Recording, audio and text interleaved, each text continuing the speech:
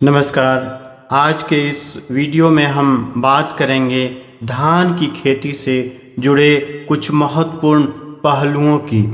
साथ ही बीज चयन से लेकर नर्सरी की तैयारी, रोपाई, फसल प्रबंधन, कटाई और भंडारण तक की प्रक्रिया पर चर्चा करेंगे। चावल दुनिया की आधी से अधिक आबादी के लिए मुख्य भोजन है। विशेष रूप से एशियाई देशों में चावल लोगों के दैनिक आहार का एक अनिवार्य हिस्सा है। अकेले चीन और भारत मिलकर वैश्विक चावल उत्पादन और खपत का लगभग 50% हिस्सा रखते हैं। गरीबी रेखा के नीचे जीवन यापन करने वाले करोड़ों लोगों के लिए चावल एक सस्ती, सुलभ और ऊर्जा देने वाली फसल है। यह उनके आहार की लगभग 50% कैलोरी आवश्यकताओं की पूर्ति करता है। इस कारणवश चावल का उत्पादन और वितरण खाद्य सुरक्षा सुनिश्चित करने के लिए अत्यंत महत्वपूर्ण हो जाता है। चावल एक प्रमुख खाद्यान्न है जो ऊर्जा का अच्छा स्रोत माना जाता है। खाद्य तत्वों की दृष्टि से इसके दानों में 72.5% कार्बोहाइड्रेट अर्थात स्टार्च, 11.8% सेल्यूलोज, 7.7% प्रोटीन, 5.9% एस एवं 2.2% फैट या वसा पाई जाती है। चावल में उपस्थित स्टार्च की प्रचुरता के कारण इसका प्रयोग केवल भोजन तक सीमित नहीं है। विशेष रूप से इसका उपयोग वस्त्र उद्योग में किया जाता है, जैसे कपड़े पर कलर छपाई में बाइंडिंग एजेंट के रूप में, कपड़ों को मजबूती और चमक देने के लिए, फिर फैब्रिक फिनिशिंग प्रक्रिया में उपयोग किया जाता है। चावल न केवल भूख मिटाने का एक माध्यम है, बल्कि यह कृषि आधारित अर्थव्यवस्थाओं में रोजगार और आय का भी स्रोत है। इसलिए चावल जलवायु परिवर्तन, जल संकट और जनसंख्या वृद्धि जैसे मुद्दों के परिप्रेक्ष्य में चावल की उत्पादकता और स्थिरता को बनाए रखना एक बड़ी वैश्विक चुनौती है। चावल का उत्पादन मुख्य रूप से एशिया में केंद्रित है, लेकिन हाल के वर्षों में इसकी मांग और उत्पादन अन्य महाद्वीपों में भी बढ़ रहा है। वैश्विक चावल उत्पादन का लगभग 90% से अधिक हिस्सा एशिया में होता है, जो इसे सबसे बड़ा उत्पादक और उपभोक्ता क्षेत्र बनाता है। प्रमुख देश चीन, Bharat, Indonesia, Bangladesh, Vietnam, Thailand, Myanmar, Philippines है। यह क्षेत्र चावल आधारित आहार पर अत्यधिक निर्भर है, विशेषकर ग्रामीण और गरीब आबादी में। इसके बाद वैश्विक चावल उत्पादन में अमेरिका का योगदान 5.2% के आसपास है। यहाँ प्रमुख उत्पादक देश है संयुक्त राज्य अमेरिका, ब्राज़ील और अर्जेंटीना। अमेरिका में चावल उत्पादन यांत्रिक कृषि पर आधारित है। यहाँ प्रति एकड़ उपज अधिक होती है। अमेरिका चावल का एक प्रमुख निर्यातक भी है, विशेषकर उच्च गुणवत्ता वाले लॉन्ग ग्रेन राइस में। वैश्विक चावल उत्पादन में अफ्रीका का योगदान लगभग 3.4% है। यहाँ प्रमुख उत्पादक देश नाइजीरिया, मिस्र, माली और तंजानिया है। अफ्रीका में चावल की मांग तेजी से बढ़ रही है, विशेषकर शहरी क्षेत्रों में। कई देशों ने अफ्रीका राइस डेवलपमेंट स्ट्रेटजी जैसी योजनाओं के माध्यम से स्थानीय उत्पादन बढ़ाने के प्रयास किए हैं। वैश्विक चावल उत्पादन में यूरोप का योगदान लगभग 0.6% है। यह प्रमुख उत्पादक देश है इटली, स्पेन व ग्रीस। यूरोप में सीमित क्षेत्रों में चावल की खेती की जाती है, लेकिन यहाँ गुणवत्ता व निर्यात क्षमता में यह उल्लेखनीय है, जैसे आर्बोरियो राइस रिसोर्ट के लिए। हाल के वर्षों में लैटिन अमेरिका और अफ्रीका जैसे क्षेत्रों में चावल तेजी से एक महत्वपूर्ण खाद्य प्रधान बनता जा रहा है। इन क्षेत्रों में शहरीकरण व जीवन शैली में बदलाव के कारण चावल की मांग बढ़ी है। खाद्य सुरक्षा और पोषण संबंधी आवश्यकताओं के चलते इसकी खेती को बढ़ावा दिया जा रहा है। अफ्रीका में विशेष रूप से अफ्रीका राइस इनिशिएटिव जैसे प्रयास चावल उत्पादन को बढ़ावा दे रहे हैं। पिछले 5 दशकों में भारत में चावल उत्पादन की वृद्धि में जनसंख्या वृद्धि दर के साथ संतुलन बनाए रखा, जिससे खाद्य सुरक्षा सुनिश्चित करने में सहायता मिली। यह संतुलन विशेषकर हरित क्रांति जो 1960 से 1990 के दशक के दौरान उच्च उपज वाली प्रौद्योगिकियों के बदौलत संभव हुआ। हरित क्रांति ने कृषि में एक नई क्रांति ला दी, जिसने विशेष रूप से चावल जैसी प्रमुख खाद्य फसलों के उत्पादन में ऐतिहासिक वृद्धि दर्ज की। यह आंदोलन मुख्य रूप से भारत, पाकिस्तान, फिलीपींस और मैक्सिको जैसे देशों में केंद्रित रहा, लेकिन इसके प्रभाव पूरे विकासशील विश्व में महसूस किए गए। हरित क्रांति के तहत चावल और गेहूं की सेमी ड्वार्फ वैरायटी, सिंचाई पर निर्भर जीनोटाइप्स, उर्वरक के प्रति उत्तरदायी व उच्च उत्पादकता वाली किस्मों को बड़े पैमाने पर अपनाया गया, जिससे चावल और गेहूं दोनों के उत्पादन और उत्पादकता में ऐतिहासिक वृद्धि हुई। यह उस समय भारत को खाद्यान्न की आत्मनिर्भरता की ओर ले जाने में निर्णायक सिद्ध हुआ। चावल उत्पादन में वृद्धि के प्रमुख कारक जैसे हाई यील्डिंग वैरायटी का विकास, जैसे IR8, IR36, सिंचाई की बेहतर व्यवस्था जैसे नहरें, ट्यूबवेल, जल संचयन का होना, केमिकल फर्टिलाइजर्स और कीटनाशकों का उपयोग, सरकारी सब्सिडी व समर्थन नीतियां, शिक्षा और प्रसार सेवाओं के माध्यम से किसानों को तकनीकी जानकारी प्रदान करना था। परिणामतः चावल की प्रति हेक्टेयर उपज में दोगुनी से अधिक वृद्धि हुई। भूखमरी और खाद्यान्न संकट में भारी कमी विशेषकर भारत और बांग्लादेश जैसे देशों में हुई। आय और रोजगार में वृद्धि, जिससे ग्रामीण अर्थव्यवस्था को बल मिला।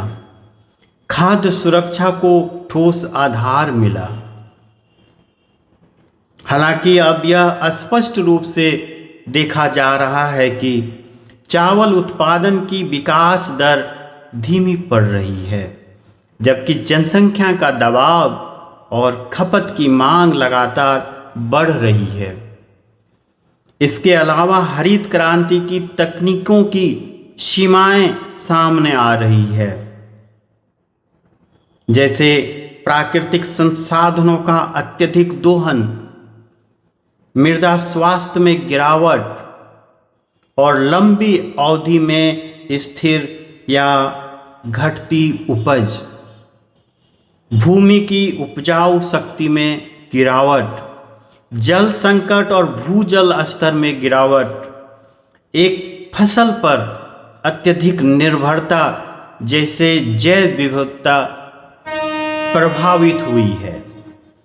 यह स्थिति खाद्य सुरक्षा की दृष्टि से चिंता का विषय बन गई है, विशेष रूप से तब जब भारत को आने वाले दशकों में और अधिक लोगों के लिए खाद्य आपूर्ति सुनिश्चित करनी है। हरित क्रांति के दौरान में लागू की गई उच्च उत्पादकता वाली तकनीकी ने निश्चित रूप से भारत को खाद्यान्न आत्मनिर्भरता की दिशा में अग्रसर किया, लेकिन अब यह स्पष्ट हो चुका है कि ये तकनीकी घटते प्रतिफल या डिमिनिशिंग रिटर्न्स की अवस्था में पहुंच रही है।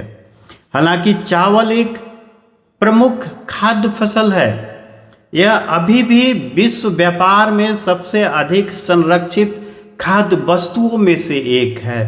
कई देश अपने घरेलू चावल उत्पादन को सब्सिडी, आयात सीमाओं और अन्य संरक्षणवादी उपायों के माध्यम से सुरक्षित रखते हैं। इस वजह से वैश्विक चावल व्यापार पर कई प्रकार के प्रतिबंध और सीमाएं लागू होती है जो अंतर्राष्ट्रीय व्यापार को सीमित कर देती है। चावल विटामिन और खनिजों या माइक्रोन्यूट्रिएंट्स का अपेक्षाकृत पुअर स्रोत है। इसमें प्रमुख रूप से स्टार्च होता है, कार्बोहाइड्रेट होता है जो ऊर्जा देता है, लेकिन यह प्रोटीन, विटामिन और खनिजों में सीमित होता है। मिलिंग प्रक्रिया के दौरान पोषण तत्वों का बड़ा हिस्सा नष्ट हो जाता है। चावल को जब पॉलिश किया जाता है तो उसकी बाहरी परत हट जाती है। ये परतें ही विटामिन B1 या थायमिन, फाइबर और मिनरल्स का मुख्य स्रोत होती है। परिणाम स्वरूप पॉलिश्ड चावल पोषण में और भी पुअर हो जाता है। विटामिन B1 या थायमिन, B3 या niacin, iron, zinc, calcium, folate आदि की मात्रा इसमें कम होती है। जिस किसी का प्रमुख या एकमात्र आहार चावल है, उनमें सूक्ष्म पोषक तत्वों जैसे विटामिन ए, आयरन व जिंक की कमी का उच्च जोखिम रहता है। यदि लंबे समय तक केवल चावल पर आधारित आहार लिया जाए तो शरीर में आवश्यक विटामिन और मिनरल्स की कमी हो सकती है, जिससे कुपोषण जनित रोग जैसे बेरी या एनीमिया उत्पन्न हो सकते हैं।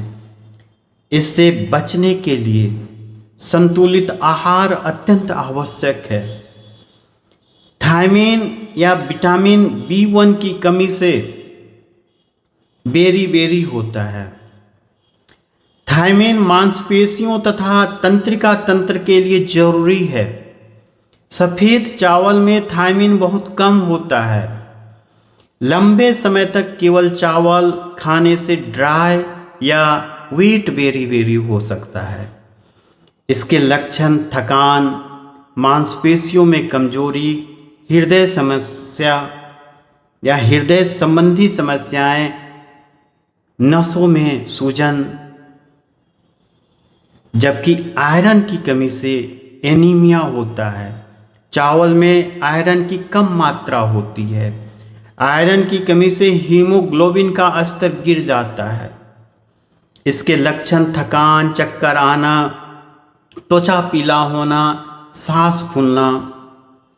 इसके अलावा अन्य पोषक तत्वों की भी कमी, जैसे जिंक की कमी, रोग प्रतिरोधक क्षमता जो घटाती है, विटामिन ए की कमी जिस वजह दृष्टि समस्या या दृष्टि संबंधी समस्या जैसे रतौंधी आदि होता है, प्रोटीन की कमी, बच्चों में वृद्धि रुक जाती है, क्वाशियोरकर जैसी स्थितियां उत्पन्न होती है।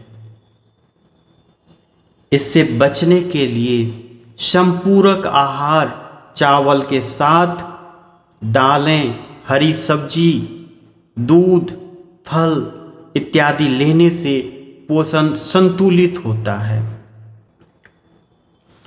ब्राउन राइस या अनपॉलिश्ड राइस, इनमें विटामिन और मिनरल्स थोड़े अधिक होते हैं। बायोफोर्टिफाइड राइस वैज्ञानिकों द्वारा विकसित कुछ किस्मों में आयरन या जिंक की मात्रा बढ़ाई गई है, जैसे गोल्डन राइस विटामिन ए या बेटा कैरोटीन से समृद्ध है। इसलिए चावल आधारित आहार वाले क्षेत्रों में पोषण संवर्धित या बायोफोर्टिफाइड किस्में, फोर्टिफाइड चावल और विविध आहार को बढ़ावा देना अत्यंत आवश्यक है। वर्तमान अनुमान के अनुसार भारत की जनसंख्या जो अभी लगभग 1.46 बिलियन या 146 करोड़ है, वह 2030 तक बढ़कर लगभग 1.51 बिलियन या 151 करोड़ हो सकती है। यह वृद्धि भारत को दुनिया के सबसे अधिक जनसंख्या वाले देशों में सबसे ऊपर रखेगी और इसके परिणाम स्वरूप खाद्य सुरक्षा पर दबाव बढ़ेगा, विशेषकर चावल जैसी मुख्य खाद्य वस्तुओं की मांग में तेज वृद्धि होगी। पोषण और स्वास्थ्य सेवाओं की आवश्यकता भी समान रूप से बढ़ेगी। संसाधनों के प्रबंधन जैसे जल, भूमि और ऊर्जा में अधिक कुशलता और सतत रणनीतियों की जरूरत होगी। भारत की जनसंख्या वृद्धि और खाद्य उपभोग के बढ़ते स्तर को देखते हुए आने वाले वर्षों में चावल की मांग में उल्लेखनीय वृद्धि की अपेक्षा की जा रही है। भारतीय कृषि अनुसंधान परिषद ICAR 2010 के अनुसार 2030 तक चावल की मांग और अधिक बढ़कर 156 मिलियन टन तक पहुंच सकती है। यह अनुमान दर्शाते हैं कि भारत को चावल उत्पादन क्षमता में निरंतर वृद्धि करनी होगी ताकि वह अपनी खाद्य सुरक्षा आवश्यकताओं को पूरा कर सके। यह मांग न केवल जनसंख्या वृद्धि से जुड़ी है बल्कि आहार पैटर्न, शहरीकरण और आय में वृद्धि जैसे कारकों से भी प्रभावित होगी। भारत में चावल न केवल एक मुख्य खाद्यान्न फसल है बल्कि यह रोजगार, ग्रामीण अर्थव्यवस्था और पोषण का भी एक आधार स्तंभ है। FAO स्टेट 2017 के अनुसार वैश्विक स्तर पर चावल की खेती 167 मिलियन हेक्टेयर में होती है, जिससे प्रति वर्ष लगभग 769 million ton paddy rice production और 499.3 मिलियन टन मिल्ड राइस का उत्पादन होता है। इसकी औसत उत्पादकता क्रमशः 4.6 ton per hectare paddy rice production और 3.62 ton per hectare mild rice production है। भारत की उत्पादकता वैश्विक स्तर जो 4.6 ton per hectare paddy production से अभी भी पीछे है, जिससे यह स्पष्ट होता है कि यहाँ उत्पादकता सुधार की बड़ी संभावनाएं मौजूद है। जलवायु परिवर्तन से उत्पन्न होने वाले तापमान वृद्धि, वर्षा के पैटर्न में बदलाव और चरम मौसम घटनाओं का सीधा प्रभाव चावल उत्पादन पर पड़ेगा। भारत जैसे देशों के लिए जहां चावल न केवल खाद्य सुरक्षा बल्कि आर्थिक और सामाजिक स्थिरता से भी जुड़ा हुआ है, यह एक रणनीतिक चुनौती है। इसलिए आवश्यक है कि हम जलवायु सहिष्णु चावल किस्मों का विकास करें, सतत कृषि प्रथाओं को अपनाएं और नीति स्तर पर चावल आधारित कृषि प्रणाली को लचीलापन प्रदान करने वाली योजनाओं को अपनाएं। मिट्टी की गुणवत्ता में तेजी से हो रही गिरावट चावल उत्पादन के लिए एक गंभीर खतरा बन चुकी है। देश के विभिन्न क्षेत्रों में मिट्टी में आवश्यक मैक्रो और माइक्रो पोषक तत्वों की कमी बढ़ती जा रही है, जिससे फसल की उत्पादकता पर नकारात्मक प्रभाव पड़ रहा है। गहन जुताई या इंटेंसिव टिलेज की परंपरागत प्रथाएं मिट्टी के बड़े समूहों या सॉइल एग्रीगेट्स को तोड़ती है, जिससे मिट्टी की संरचना कमज़ोर होती है और बीज का मिट्टी के साथ संपर्क घटने के कारण संभावित पैदावार कम होता है। चावल की खेती में उपयोग की जाने वाले पडलिंग एक ऐसी प्रक्रिया है जो अत्यधिक जल, श्रम और ऊर्जा की खपत करती है। इसके अलावा यह मिट्टी की भौतिक संरचना को नुकसान पहुंचाती है, जिससे मिट्टी की जल धारण क्षमता, वायु परिसंचरण प्रभावित होती है। इस प्रकार मिट्टी के स्वास्थ्य की गिरावट और उत्पादन विधियों में प्रभावी सुधार के अभाव में चावल उत्पादन की स्थिरता खतरे में है। भारत में कम श्रम उपलब्धता के कारण मजदूरी दरों में वृद्धि हुई है, जो पारंपरिक चावल और गेहूं, राइस और व्हीट प्रणाली की आर्थिक व्यवहार्यता पर दबाव डाल रही है। इसके अतिरिक्त खेत में फसल अवशेष प्रबंधन एक गंभीर चुनौती बन गया है।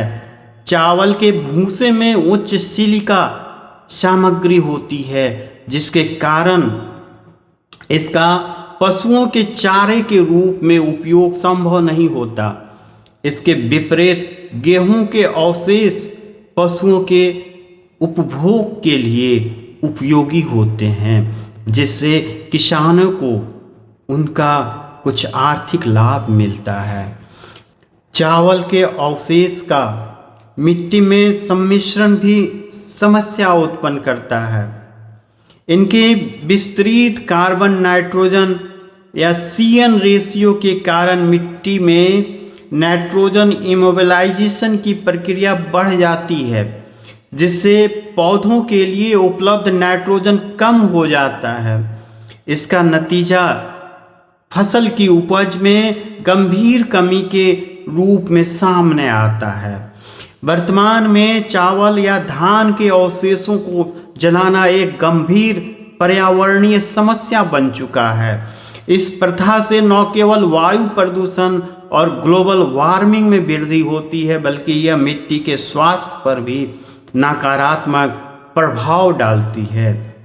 जलाने से लाभकारी कीटों का विनाश होता है, मिट्टी में पोषक तत्वों की कमी, कार्बनिक पदार्थों के स्तर में गिरावट और अंततः मिट्टी की उर्वरता में कमी होती है। हरित क्रांति के पहले मुख्यतः प्रमुख पौधों के पोषक तत्वों की आपूर्ति और कार्बनिक उर्वरकों के माध्यम से की जाती थी, लेकिन समय के साथ विशेषकर चावल गेहूं राइस व्हीट प्रणाली में कई क्षेत्रों में सूक्ष्म पोषक तत्वों की कमी होने लगी।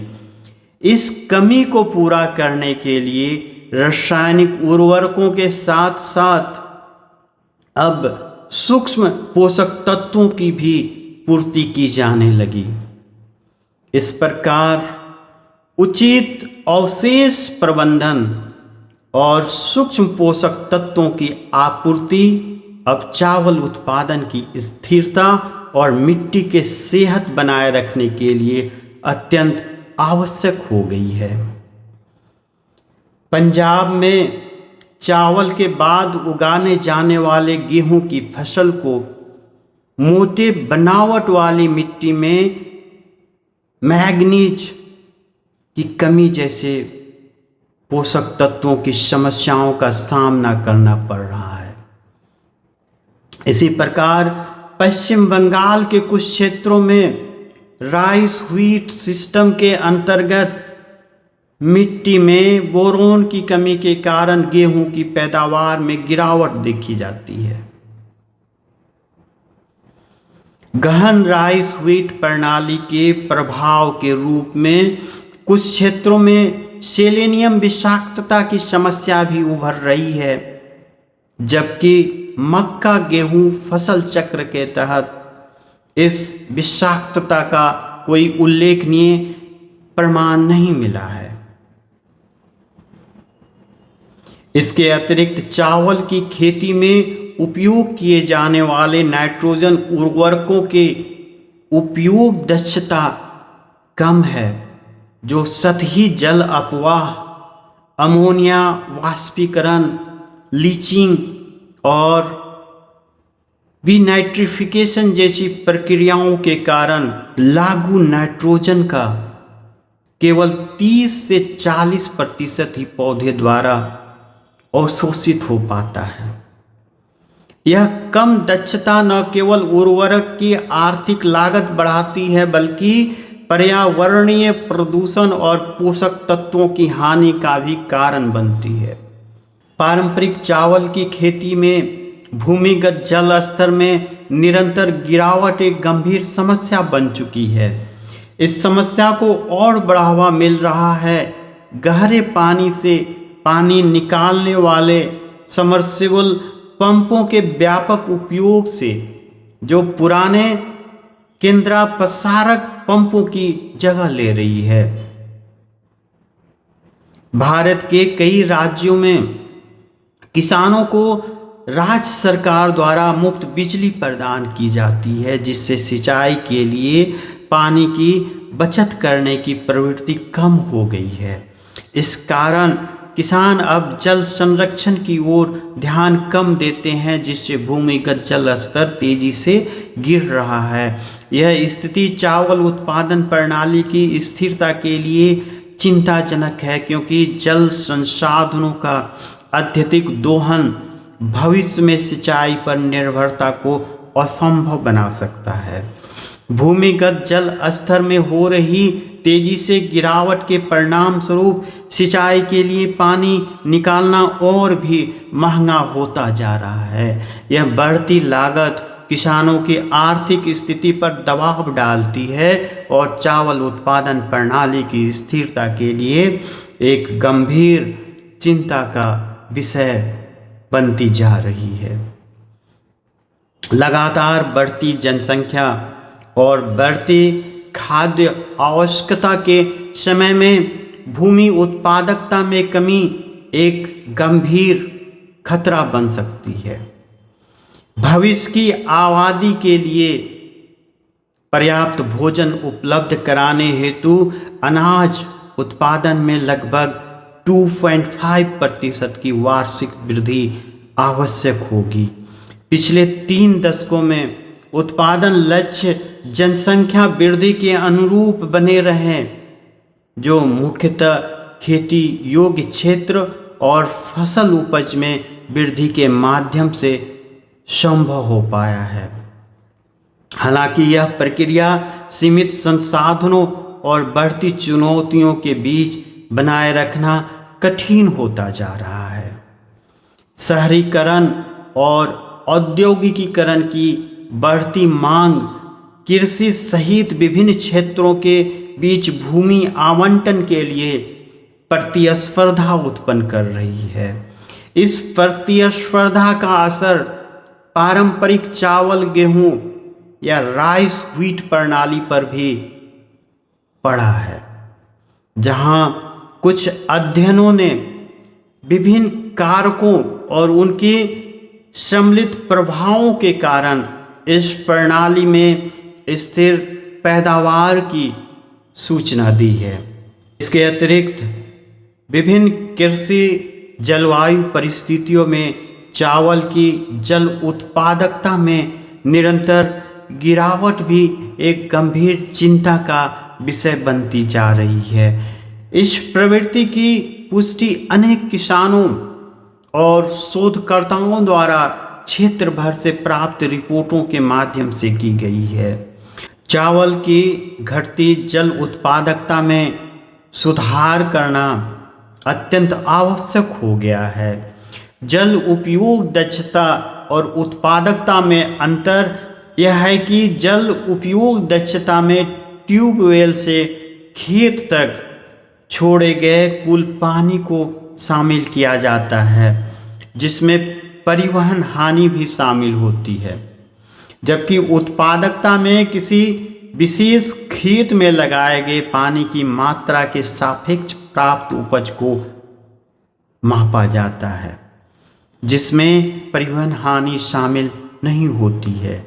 संबंधित वैज्ञानिकों के अनुसंधान से पता चला है कि खेत तक पहुंचने से पहले लगभग 35 से 55% पानी नष्ट हो जाता है। इसके अतिरिक्त मिट्टी की संरचना में ह्रास, कठोर परत का निर्माण और भूमिगत जल स्तर में गिरावट जैसी समस्याओं के साथ साथ बायोटिक और एबायोटिक स्ट्रेसेस के कारण भूमि की उत्पादकता भी सामान्यतः कम होती जाती है। राइस व्हीट प्रणाली में विविध खरपतवार वनस्पतियों का उदय चिंता का एक बड़ा विषय बन चुका है, जो कृषि प्रणाली की स्थिरता को गंभीर रूप से प्रभावित करता है। गहन राइस व्हीट प्रणाली के कारण खेतों में अधिक घास वाले खरपतवारों का प्रकोप होता है, जो प्रकाश, लाइट, पानी, स्थान और पोषक तत्वों के लिए फसलों से प्रतिस्पर्धा करते हैं। इससे समग्र प्रणाली की उत्पादकता में कमी आती है और यह टिकाऊ कृषि उत्पादन में एक प्रमुख जैविक बाधा बन जाता है। इसके अतिरिक्त दोनों फसलें एक साथ सघन वातावरण में उगाई जाती है, जिससे उन्हें अधिक उर्वरक और सिंचाई के पानी की आवश्यकता होती है। इससे कीटों और बीमारियों का प्रकोप बढ़ जाता है, जो मुख्यतः कम जल उपलब्धता और भूमि उत्पादकता में गिरावट के लिए जिम्मेदार है। यह टिकाऊ कृषि की राह में एक गंभीर चुनौती के रूप में उभर रहा है। चावल की फसल उच्च तापमान, उच्च आर्द्रता, लंबे समय तक धूप और सुनिश्चित जल आपूर्ति में अच्छी तरह विकसित होती है। इसके विकास के लिए इष्टतम तापमान 20 से 37 डिग्री सेल्सियस होती है और फसल के शुरुआती विकास चरण की तुलना में टिलरिंग के समय अधिक तापमान की आवश्यकता होती है। ब्लोसमिंग के लिए तापमान 26.5 से 29.5 डिग्री सेल्सियस के बीच होना चाहिए। चावल या धान की फसल की खेती के लिए 100 से 150 सेंटीमीटर वार्षिक वर्षा की आवश्यकता होती है। चावल की खेती के लिए लोम टू क्ले लोम सॉइल उपयुक्त मानी जाती है। चावल लो परमिएबिलिटी वाली मिट्टी में भी अच्छी पैदावार देता है। चावल मिट्टी की प्रतिक्रिया या सॉइल पीएच के व्यापक दायरे में उगाए जा सकते हैं, विशेषकर पीएच 5 to 9 तक की मिट्टी में। गेहूं या अन्य पूर्ववर्ती फसलों की कटाई के बाद प्रति हेक्टेयर 15 से 20 टन गोबर की खाद डालने से लगभग 40 से 45 किलोग्राम नाइट्रोजन प्रति हेक्टेयर बचाया जा सकता है। चूँकि FYM आवश्यक मात्रा में उपलब्ध नहीं होती, इसलिए ढैंचा, लोबिया या मूंग की हरी खाद एक व्यवहारिक विकल्प है और ढैंचा 40 से 50 किलोग्राम बीज प्रति हेक्टेयर। बीज को 8 घंटे पानी में भिगोकर बोना चाहिए। लोबिया 25 से 30 किलोग्राम प्रति हेक्टेयर और मूंग 20 किलोग्राम प्रति हेक्टेयर की दर से मई के प्रथम सप्ताह तक बुआई किया जा सकता है और फूल आने की अवस्था या 45 से 55 दिन पुराने ढैंचा, लोबिया या मूंग के पौधों को धान की रोपाई से एक दिन पहले खेतों में वरीड किया जाना लाभदायक साबित होता है। एल्कलाइन या क्षारीय और हाल ही में सुधार की गई मिट्टी में ढैंचा को प्राथमिकता देना चाहिए। इस प्रैक्टिस से प्रति हेक्टेयर लगभग 60 किलोग्राम नाइट्रोजन की बचत होती है और आयरन की कमी भी दूर होती है।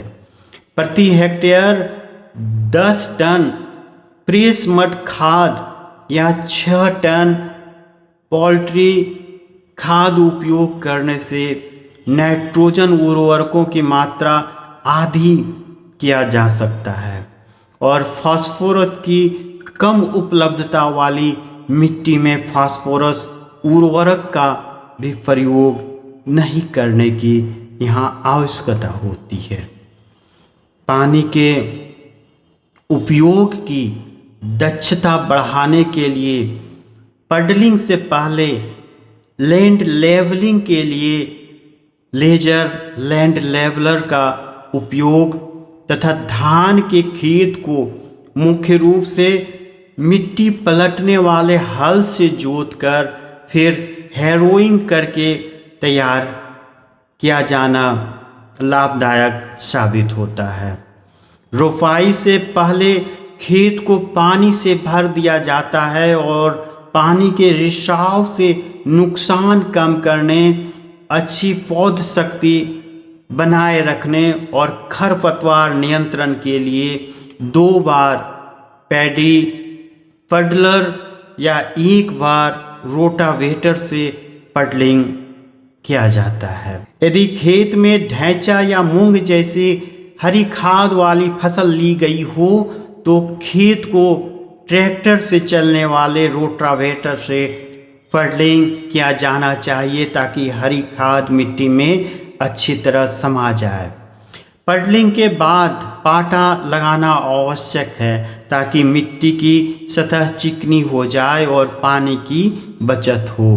बीजोपचार के लिए बीज को टब या बाल्टी में 10% नमक के घोल अर्थात 10 किलो बीज के लिए 10 लीटर पानी में 1 किलो नमक में डुबोना चाहिए और बीज को हिलाएं और ऊपर तैरने वाले अपरिपक्व दानों को हटा दें। घोल के नीचे जमे भारी बीजों को इकट्ठा करें और इन भारी बीजों को उपचार से पहले 2 से 3 बार ताज़े पानी से धो लें। 10 लीटर पानी में 10 किलोग्राम बीज के लिए 20 ग्राम बेविस्टिन 50 WP या कार्बेंडाजिम या एमिशन 6 Hg और 1 ग्राम स्टेप्टोसाइक्लिन मिलाएं। बीजों को इन घोल में बोने से पहले 8 से 10 घंटे तक डुबोए रखें। उपचारित बीज को घोल से बाहर निकालें और बीज को नम बोरियों में डालकर ढक दें। बोरियों पर बार बार पानी छिड़कते रहना चाहिए ताकि बीज अच्छी तरह अंकुरित हो।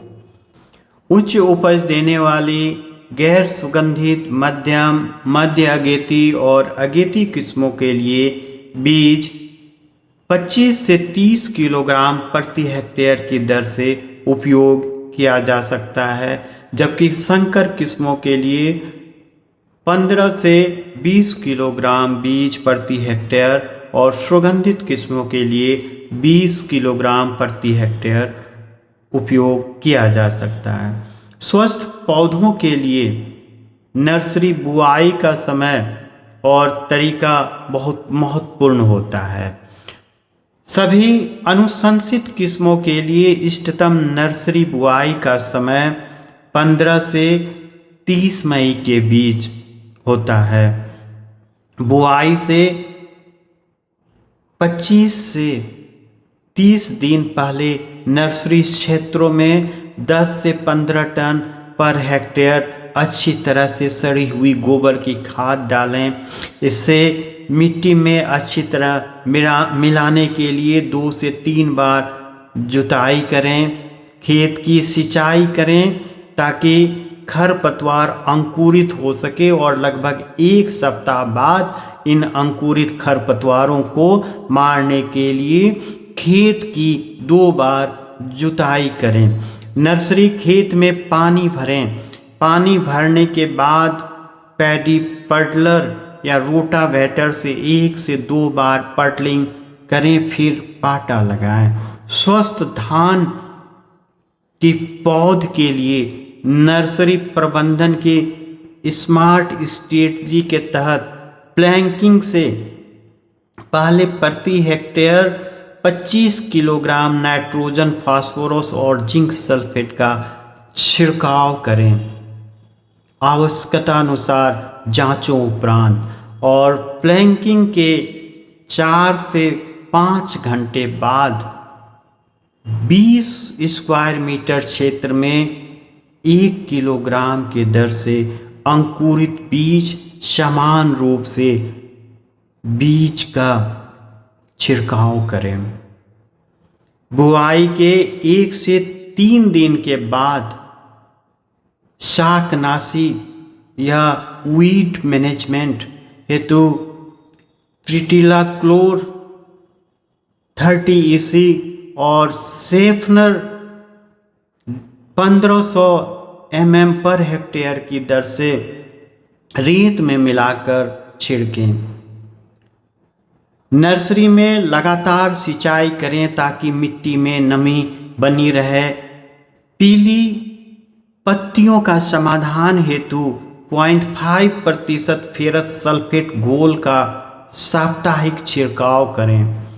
फिर 15 दिन बाद 26 किलोग्राम यूरिया प्रति एकड़ की दर से डालें।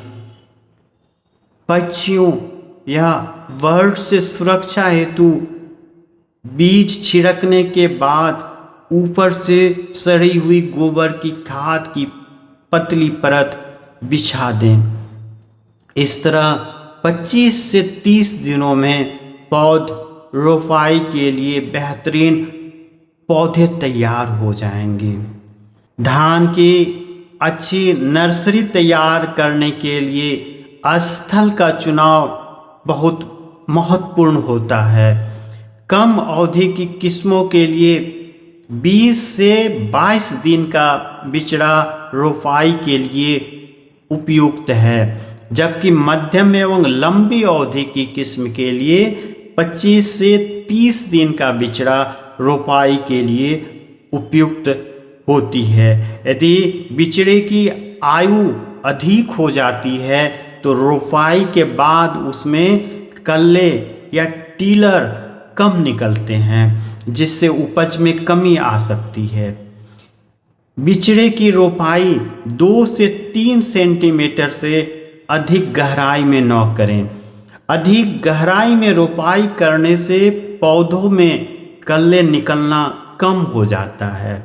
एक स्थान पर 2 से 3 बिचड़े से अधिक न रोपें। इससे पौधों को पोषक तत्वों और स्थान की पर्याप्त उपलब्धता मिलती है, जो अच्छे विकास और उपज के लिए आवश्यक है। ट्रांसप्लांटिंग या रोपाई का समय धान की उपज को प्रभावित करने वाले सबसे महत्वपूर्ण कारकों में से एक है। प्रत्येक किस्म का प्रदर्शन उसके रोपाई के समय पर निर्भर करता है। यदि समय से रोपाई न की जाए तो पौधों की वृद्धि, कल्ले निकलना, पुष्पन और दाना भरना पर प्रतिकूल प्रभाव पड़ता है, जिससे उपज में भारी गिरावट हो सकती है। कम अवधि या अर्ली ड्यूरेशन के नॉन सेंटेड धान की किस्मों का अनुशंसित रोपाई का समय 15 जून से 30 जुलाई तक का है, जबकि मध्यम अवधि या मीडियम ड्यूरेशन और मिड अर्ली ड्यूरेशन वैरायटी और हाइब्रिड वैरायटी में विशेषकर नॉन सेंटेड धान के लिए उचित समय रोपाई का 15 जून से 10 जुलाई तक का अनुशंसा है, जबकि सेंटेड जैसे बासमती राइस के लिए 1 जुलाई से 15 जुलाई तक माना जाता है। जब बिचड़े या नर्सरी पौधे 25 से 30 दिन के हो जाएं, तब उन्हें सावधानीपूर्वक उखाड़ें। जड़ों से अतिरिक्त मिट्टी हटाने के लिए पौधों को साफ पानी से धो लें, ताकि रोपाई आसान हो सके और पौधों को क्षति न पहुंचे। पौधों को सीधा और 2 से 3 सेंटीमीटर गहराई तक रोपें। इससे पौधे जल्दी स्थापित होते हैं और उनमें प्रारंभिक कल्ले या अर्ली टीलरिंग जल्दी शुरू होती है। सामान्य समय पर रोपाई के लिए पंक्तियों की दूरी 20 सेंटीमीटर, जबकि पौधों की दूरी 15 सेंटीमीटर और देर से रोपाई के लिए पंक्तियों की दूरी 15 तथा पौधों की दूरी भी 15 सेंटीमीटर रखी जानी चाहिए। प्रत्येक हील में 2 से अधिक सीडलिंग्स न रोपें।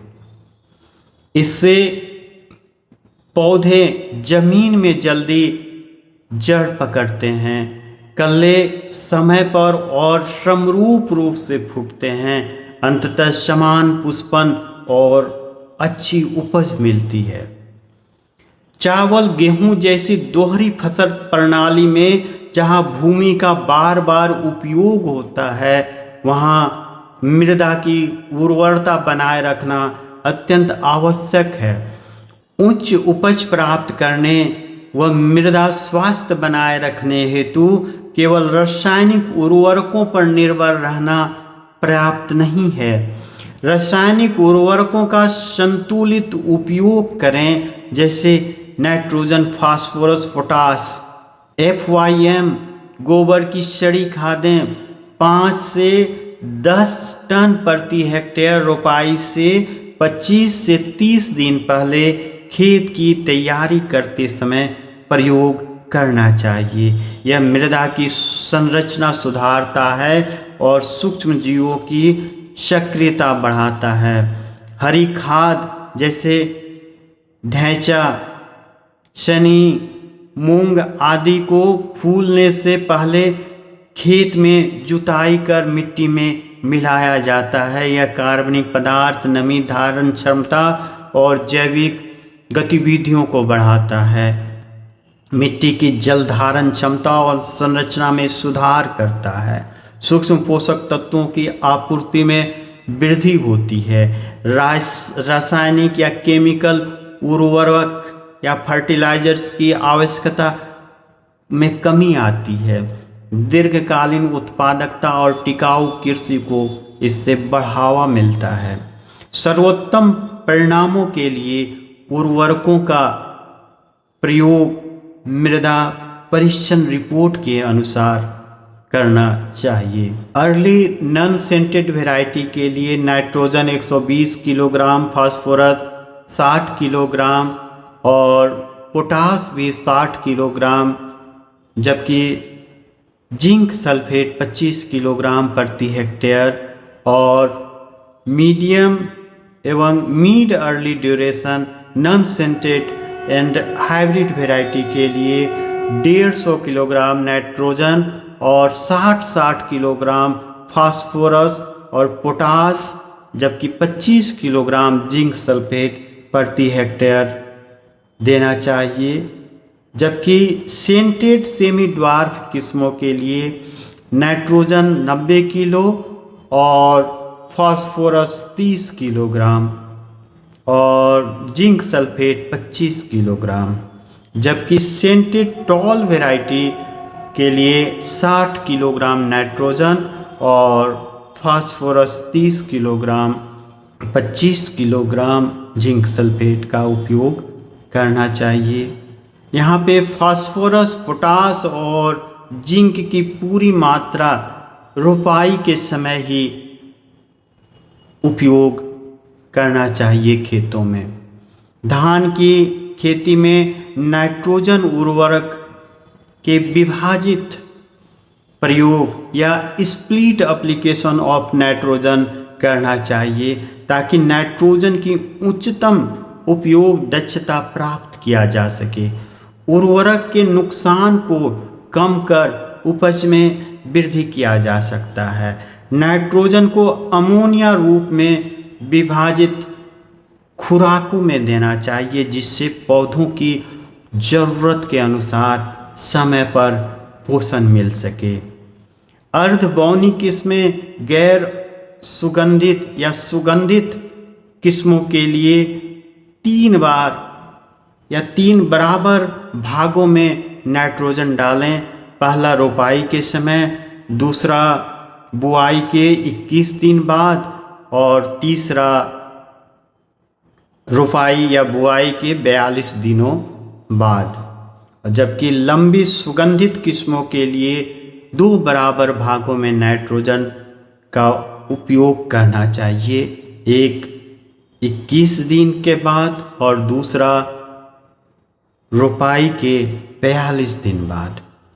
नाइट्रोजन देते समय खेत में पानी जमा न हो, इससे अमोनिया वोलेटाइजेशन या वाष्पीकरण का खतरा कम होता है और पौधे नाइट्रोजन को अच्छी तरह अवशोषित कर पाते हैं। नाइट्रोजन की अधिकतम अवशोषण दर, बेहतर टिल्डिंग और पौधे की वृद्धि, फिर मृदा प्रदूषण में कमी और आर्थिक रूप से यह लाभदायक होता है। खरपतवार की उपस्थिति के कारण धान की उपज में 20 से 70% तक कमी आ जाती है। यह धान की खेतों में खरपतवार बुआई के 20 दिनों बाद खुरपी से निकाई करके निकाल दिए जाते हैं और धान के खेतों में उगे खरपतवारों को मानवीय श्रम से निकालने की अपेक्षा रासायनिक वीडिसाइड्स नष्ट करना सुविधाजनक होने के साथ साथ सस्ता भी पड़ता है। इसमें ग्रासी वीड्स या घास वाले खरपतवार के नियंत्रण के लिए butachlor 50 EC 3000 ml per hectare 120 kilogram रेत में या बालू में मिलाकर उपयोग करना चाहिए। एनिलोफॉस 30 EC 1325 ml पर हेक्टेयर, इसे भी 120 किलोग्राम रेत में मिलाकर प्रयोग करना चाहिए। और प्रिटिलाक्रोड ये भी 50 EC 2000 ml पर हेक्टेयर उपयोग करना चाहिए। इसका वीडिसाइड्स का उपयोग रोपाई के 2 से 3 दिन बाद करें, जब खेत में 4 से 5 सेंटीमीटर पानी खड़ा हो। शाकनाशी को 120 किलोग्राम रेत में मिलाकर इससे एक समान रूप से खेत में छिड़काएं और छिड़काव के बाद 4 से 5 दिनों तक पानी खड़ा रहने दें, ताकि वीडिसाइड्स या शाकनाशी का प्रभावी रूप से काम कर सके। पानी की सतह एक समान होनी चाहिए, जल जमाव न हो और पानी बहना नहीं चाहिए। तेज हवा में छिड़काव से बचें। किसान हाथ, आँख और मुंह की सुरक्षा के लिए दस्ताने, मास्क और चश्मे का प्रयोग करें। खरपतवारों से होने वाली पोषण प्रतिस्पर्धा में कमी, टिलरिंग्स और पौध विकास में वृद्धि होती है। उत्पादन लागत में कटौती और अधिक उपज होती है। यदि चौड़ी पत्ती वाले खरपतवार खेत में हों तो इसके नियंत्रण के लिए मेटासल्फ्यूरोन्स या क्लोरीमिरोन्स 20 WP या इसे 20 ग्राम प्रति हेक्टेयर की दर से रोपाई के 20 से 25 दिन बाद उपयोग 400 से 500 लीटर पानी में करना चाहिए। इथॉक्सी सल्फ्यूरोन्स 15 WDG 125 ग्राम प्रति हेक्टेयर की दर से रोपाई के 20 से 25 दिन बाद 400 से 500 लीटर पानी में मिश्रण करके उपयोग करना चाहिए। जबकि 2,4-D 100% SL या जो भी अनुशंसित EC है उसे 1000 ml प्रति हेक्टेयर रोपाई के 20 से 25 दिन बाद छिड़काव 400 से 500 लीटर पानी में मिक्स करके मिलाकर करना चाहिए। सभी शाकनाशियों को स्वच्छ और साफ पानी में मिलाएं। हाई वॉल्यूम स्प्रेयर का उपयोग करें ताकि पूरे खेत में घोल समान रूप से फैले। शाकनाशी या वीडिसाइड मिलाने से पहले लेबल निर्देशों को जरूर पढ़ें। अन्य रसायनों के साथ मिलाकर प्रयोग न करें जब तक इसकी अनुशंसा न की गई हो। वीडिसाइड्स के उपयोग से फसल को खरपतवार से मुक्ति मिलती है, जिससे पोषक तत्वों की प्रतिस्पर्धा घटती है। रोपाई के बाद के प्रारंभिक 30 से 40 दिनों में खरपतवार नियंत्रण से उपज में सीधा लाभ होता है। खरपतवारों की अगली पीढ़ी को रोकने में मदद मिलती है। धान में फूट रॉट और वैकेन रोग, फ्यूजेरियम मोनेलिफॉर्म रोग बीज जनित और मृदा जनित होता है। यह प्रमुख रूप से यंग सीडलिंग्स या युवा अंकुरन और नर्सरी पौधों को प्रभावित करता है। इससे पौधे की जड़ें सड़ जाती है और पौधे पीले पड़कर सूखने लगते हैं। बीज को बुआई से पहले फंजीसाइड से उपचारित करें। अनुशंसित फंजीसाइड्स उदाहरण के तौर पर कार्बेंडाजिम या वेविस्टिन या थीरम और कार्बेंडाजिम का मिश्रण 2 ग्राम प्रति किलोग्राम बीज की दर से उपचारित करें। नर्सरी उखाड़ने से पहले 7 दिन पहले इसमें कार्बेंडाजिम और रेत का मिक्सर डालें। कार्बेंडाजिम 1 ग्राम प्रति स्क्वायर मीटर की दर से रेत की आवश्यक मात्रा को मिलाते हुए मिश्रण को नर्सरी में समान रूप से ब्रॉडकास्ट करें, छिड़कें। खड़े पानी में नर्सरी से पौधों को उखाड़ें ताकि जड़ों को कम चोट पहुंचे।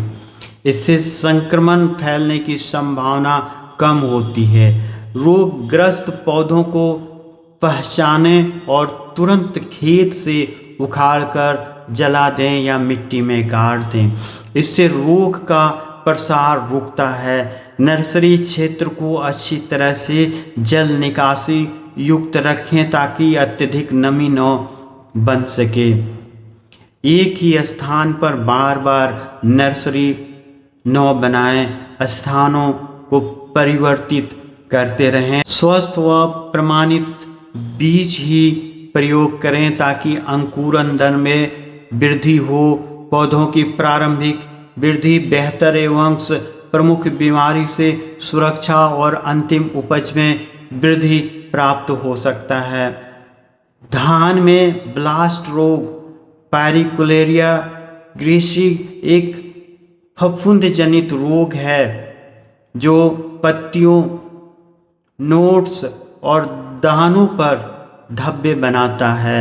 गंभीर प्रकोप में यह फसल को भारी क्षति पहुंचा सकता है। बुआई से पहले बीज को फंजीसाइड से, कवकनाशी से उपचारित करें। उदाहरण के तौर पर कार्बेंडाजिम 2 ग्राम प्रति किलोग्राम बीज या ट्राइसाइक्लोजोल 1 ग्राम प्रति किलोग्राम बीज की दर से उपयोग करें। ब्लास्ट रोग से बचाव का सरल उपाय है 15 जुलाई से पहले रोपाई कर लें। देर से रोपाई करने पर रोग का खतरा बढ़ता है, विशेषकर यदि वर्षा के दौरान ह्यूमिडिटी या आर्द्रता अधिक हो। जब पत्तियों या कल्लों पर भूरे रंग के धब्बे या बेलनाकार धब्बे दिखाई दें, ट्राइसाइक्लोजोल 75 WP 300 ग्राम या कार्बेंडाजिम 50 WP 500 ग्राम 400 से 500 लीटर पानी में डालकर पहली बार लक्षण दिखने के साथ ही स्प्रे करें।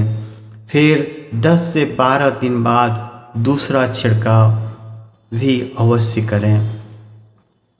रोगी पौधों को खेत में नष्ट न करें, उन्हें बाहर निकालें। इस तरह प्रबंधन से फसल की सुरक्षा, कल्ले और बालियां स्वस्थ रहती है और उपज में 15 से 30% तक वृद्धि संभव हो सकती है।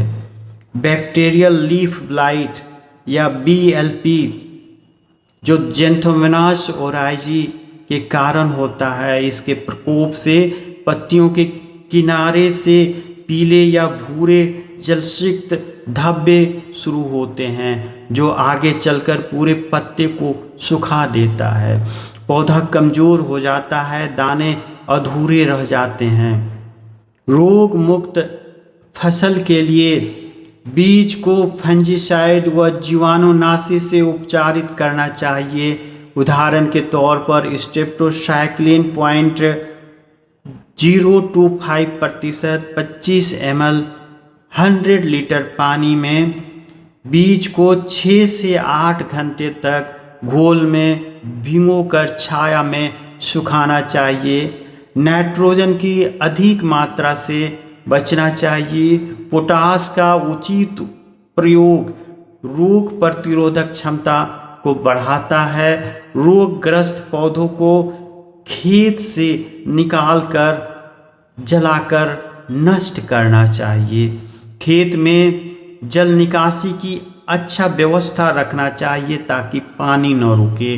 यदि रोग खेतों में दिखाई दे तो स्टेप्टोसाइक्लिन 100 ग्राम तथा कॉपर ऑक्सीक्लोराइड 500 ग्राम को 500 लीटर पानी में घोलकर 1 हेक्टेयर फसल पर छिड़काव किया जाना चाहिए और 7 से 10 दिन के बाद पुनः छिड़काव करें यदि आवश्यक हो तो। बीज, मिट्टी और खेत की स्वच्छता बनाए रखें। छिड़काव के दौरान सुरक्षा उपकरण, मास्क, दस्ताने का उपयोग भी अवश्य करें। रोग का प्रारंभिक नियंत्रण करने से पौधों की वृद्धि और दानों की गुणवत्ता बेहतर एवं 10 से 40% तक उपज हानि से बचाव हो सकता है। शीथ ब्लाइट चावल का एक प्रमुख रोग है जो राइजोक्टिनिया सोलेनाई के कारण होता है।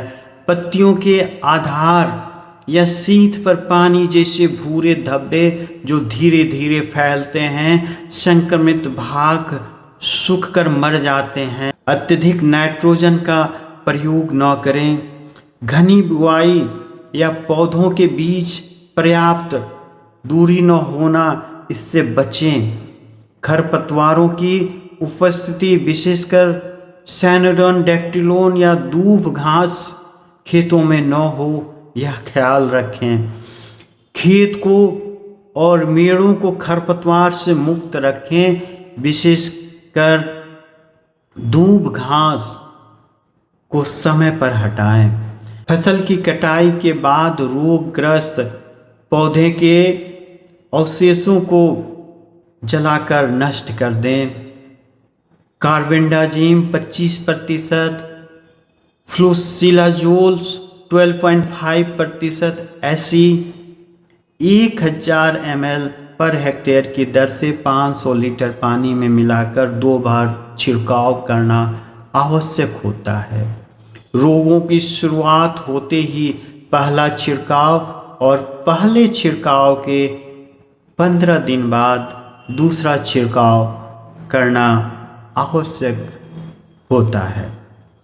नाइट्रोजन उर्वरक का संतुलित प्रयोग करें। एक साथ ज़्यादा न डालें। विभाजित खुराक या स्प्लिट डोज में नाइट्रोजन का उपयोग करें। हॉपर कीट WBP और BPS से धान के पौधे पीले पड़ जाते हैं, फसल सूख जाती है, जिसे हॉपर बर्न और वायरस जनित रोगों को यह बढ़ावा देती है, जैसे ग्रासी स्टंट। इसके प्रबंधन हेतु मोनोक्रोटोफास 36 SL 625 ml प्रति हेक्टेयर की दर से 400 से 600 लीटर पानी में घोलकर इसका छिड़काव करें, या डाइक्लोरो 76 EC 312.5 ml प्रति हेक्टेयर 400 से 600 लीटर पानी में घोलकर छिड़काव करें। कार्बोरिल 50 WP 1000 ग्राम प्रति hectare, methyl parathion 2% dust 25 kilogram सीधे फसल पर ब्रॉडकास्ट करें। तना छेदक से धान की प्रारंभिक अवस्था में डेड हर्ट, सूखी पत्तियों का गुच्छा, पुष्पन चरण में वाइट ईयर या खाली बालियां जैसे सिम्टम दिखाई देती है और इसके प्रबंधन हेतु मिथाइल पैराथियन 1250 ml प्रति एकड़ या मोनोक्रोटोफॉस 1250 ml प्रति एकड़ और क्लोरोपाइरीफॉस 1 लीटर प्रति एकड़ की दर से 400 से 600 लीटर पानी में मिलाकर 30 दिन या 50 दिन और फिर 70 दिनों के बाद करना लाभदायक होता है। धान की कटाई का सही समय जब पुष्पगुच्छ या बालियां पूरी तरह परिपक्व हो जाए और पौधे पीले पड़ने लगे। इस अवस्था में कटाई से अनाज का कम से कम बिखराव होता है और अधिक उपज मिलती है। हाथ से कटाई के लिए हंसिया की सहायता से पौधों को काट कर छोटे छोटे बंडलों में बांधा जाता है। इसके बाद सुखाने के लिए खेत में या किसी छायादार स्थान पर रखा जाता है। जबकि यांत्रिक कटाई के लिए कंबाइन हार्वेस्टर की सहायता से कटाई, मड़ाई और सफाई तीनों कार्य एक साथ किए जाते हैं। इससे समय और श्रम की बचत होती है। हाथ से कटाई की गई फसल को किसी कठोर सतह जैसे पत्थर, कंक्रीट या थ्रेसिंग फ्लोर पर भूसे की बालियों को बार बार मारकर दाने अलग किए जाते हैं। हवा या पंखों की सहायता से भूसे और अन्य अवांछनीय चीज़ों को दानों से अलग किया जाता है। मड़ाई के बाद दानों को कम से कम 1 सप्ताह तक खुली धूप में सुखाएं। सुखाने के दौरान दानों को समय समय पर पलटना चाहिए ताकि वे समान रूप से सूख सकें। अनाज में नमी लगभग 12% होनी चाहिए। 12% से अधिक नमी होने पर फफूंदी और कीट संक्रमण का खतरा बढ़ जाता है। भंडारण की अवधि घट जाती है। अनाज को कीटों से सुरक्षित रखने के लिए फ्यूमिगेंट्स गोदामों या भंडारण केंद्र में रखें। भंडारण से पहले भंडारण स्थल को साफ सुथरा और कीट मुक्त किया जाना चाहिए। यदि भंडारण नहीं करना है तो उस उपज को सीधे स्थानीय अनाज मंडियों या खरीद केंद्रों जैसे MSP केंद्र पर ले जाएं। परिवहन करते समय ध्यान रखें कि अनाज ढका हुआ और सूखा हो। धूप में अच्छी तरह सुखाया गया और कम नमी वाला अनाज लंबे समय तक सुरक्षित रहता है। उचित भंडारण और फ्यूमिगेशन से कीट व फफूंद का नियंत्रण होता है। उपज की गुणवत्ता बनी रहने से बाजार में अच्छा मूल्य मिलता है। आज के लिए बस इतना ही। अगले वीडियो में हम धान की खेती से जुड़ी हुई अन्य महत्वपूर्ण बातों पर विस्तार से चर्चा करेंगे। तब तक के लिए नमस्कार, धन्यवाद। खेतों में मेहनत आपके रंग लाए।